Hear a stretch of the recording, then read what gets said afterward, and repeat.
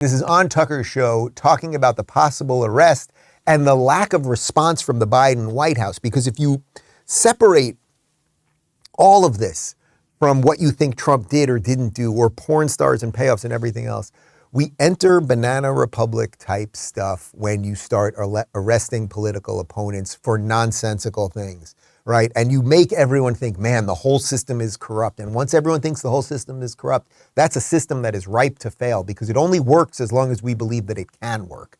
That's what Tucker was addressing right here. These about when and where Donald Trump will be arrested, fingerprinted, and photographed against a cinder block wall for his mugshot. How much of this is true? Once again, we cannot say. Here's what we know. A Soros-funded prosecutor in New York, a man who ran on the promise to indict Trump, seems to be working hard to indict Trump, indicting him for a crime that no one even pretends is a crime, including the federal agency that has already investigated it and declared it not a crime.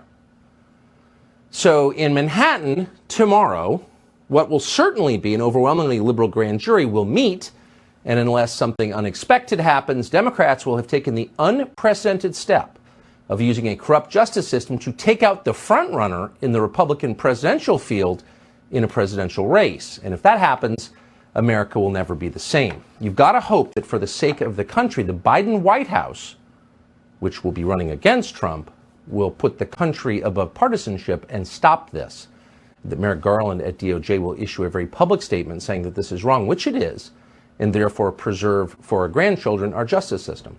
The overriding point of if you guys go ahead and do this on some nonsensical misdemeanor technicality from years ago that everyone is way past, it is so obvious that you're doing it just for political purposes that the fire that you are going to ignite is going to be, it potentially could burn everything down. And it could also be the fuel that sends Trump back into the White House, right? If you think about it, the energy now, although I'm telling you that the Trump energy is actually DeSantis energy, people are talking about Trump again, right? They are. It's just a simple fact whether you like Trump or not.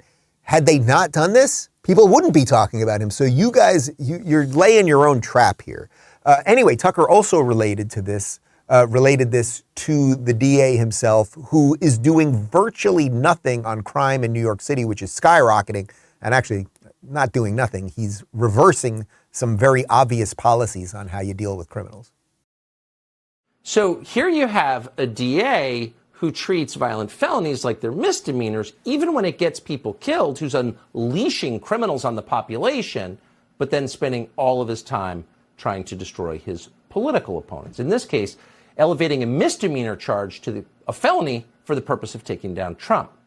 Right. So if anyone should be looked into here, it's the DA. It's Bragg at this point. Like, are you doing things because you are following the letter of the law, which is what your job is as a DA? You're supposed to decide what cases get pushed, what people get off, what all the actual technical legal justifications are for someone being arrested, what we're going to spend time investigating, et cetera, et cetera.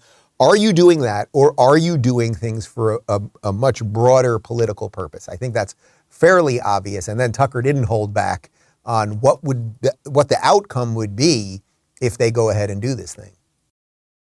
Taking out your opponent using the justice system. If the Democratic Party is allowed to do this, allowed to crush the presidential frontrunner, the main threat to their power, with a bogus criminal case, where does that leave us? We're done. Because that precedent will live forever. Yeah, he's totally right.